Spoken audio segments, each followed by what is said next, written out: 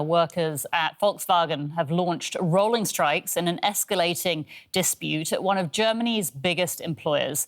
Their union, IG Metall, has called the action in protest against planned wage cuts and possible factory closures. The car maker says it's being hit by spiralling manufacturing costs and stiff competition from China, despite paying out billions of euros in dividends. Workers at Volkswagen factories across Germany staged a walkout protest. Their demands: a pay increase, job security, and for factories to keep their doors open. At the plant in Hanover, a huge worry is that this facility is in danger. Das Wichtigste ist, dass wir den Standort behalten. Das ist das Wichtigste. For me, the most important thing is that they keep this production Mal sehen, wie es bei denen aussieht. Oliver Blume, was haben Sie gestern gezeigt? 10,3 Millionen Euro. Und was verdienen wir? Was kriegen wir? Wir kriegen noch 2.000 Euro oder 3.000 Euro. Es ist eine unfassbare Stimmung. Man sieht auf jeden Fall, dass sehr viele Leute einfach sauer sind, wütend sind, verzweifelt sind. To reel in the impact of this strike, Volkswagen said they are in emergency mode to ensure deliveries. But the unions here are pledging a fight into the winter. They're pledging to go on strikes, on massive strikes starting in January, to push management towards better deals for workers, because they want to avert plant closures and keep wages at the levels that they've had before. The German auto sector is also one of the country's biggest employers. Almost 800,000 people are employed in factories that cater to the auto industry. The market size of this industry is more than 300 billion euros, so the impact on local jobs is huge. Industrial titan Volkswagen and other big names like Stellantis that operates Opel and Citroën are in trouble. This spells tough times ahead for European automakers. And to talk more about this, I'm joined now by my DW Business colleague, Cassandra Sant. Good to see you, Cassandra. So the problems at VW really seem to be escalating. Yeah, and this is really the latest show of anger from these employees, because prior to 3 months ago, they had what I'm sure many of them thought was ironclad job security, and that was really snatched away from them. And so today was a 2-hour warning strike, and it's reported by the union that 66,000 employees have walked off the job so far, not including overnight strikes.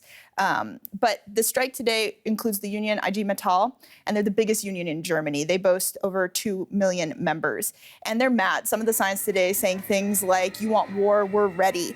Labor reps have said that VW wants to close at least 3 plants and axe tens of thousands of jobs, and any employees that remain would for sure see their salaries cut. But from the VW side of things, they're pointing to manufacturing costs as one of their biggest expenditures, and that includes labor costs. OK, so this is a huge clash here, isn't it? We've got angry workers, and we've got a company saying, "What else do you want us to do?" So how does this, carry on? What happens next at VW? Right, there are talks scheduled for next week, and the VW Workers' Council leader, Daniela Cavallo, has said that those will likely set the course for either an understanding or further escalation, and her position is that they're ready for both. And while the strikes right now are limited, there's a potential for full-scale strikes in the new year. But the next steps down this path have really been clouded over by Germany's economic situation. VW's financial situation had a really big light shown on it in October when it had its Q3 filings, and there was just a massive plunge in profits.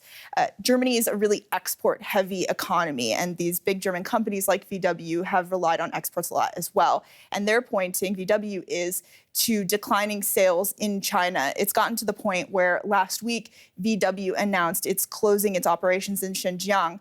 That's a bit controversial because they've been under pressure for years to close that because of human rights concerns around the Uyghur population there, but a sign of the times no less. But for VW here in Germany, they have said they want to cut 18 billion euros from the budget. So as you can see, these two positions are very far away as talks next week loom. And just sum up for us, Cassandra, what all of this means for the European car industry. Right. Because Germany is such an export-heavy economy, these declining orders in the world's second biggest economy, China, have really started to take their toll. And it's not just VW. We're pointing to them today, but it's not just them in total. It's also BMW and Mercedes-Benz as well. They've all downgraded their profit forecasts for the near future. And these companies that also supply these car makers like Bosch, they've already announced job cuts. And this comes as the EU is moving to impose tariffs on Chinese-made electric vehicles. Those are designed to push back against what the EU views as an unfair advantage to these EVs that are made in China. But they could trigger potentially counter tariffs on European-made vehicles. And then, of course, there's the specter of the Trump administration and what is President-elect Trump's favorite word, tariffs. And while the most beautiful word in the dictionary. Exactly. And while there are many German companies that have operations and facilities in the United States, this is just another bit of pressure adding to the headache that these companies are facing. So with weak demand and a slow transition to electric vehicles here in Germany, the bottom line here is that this crisis at Volkswagen could really just be showing a broader crisis within the European car industry. Cassandra Sant from DW Business. Cassandra, thank you so much for putting that into context for us.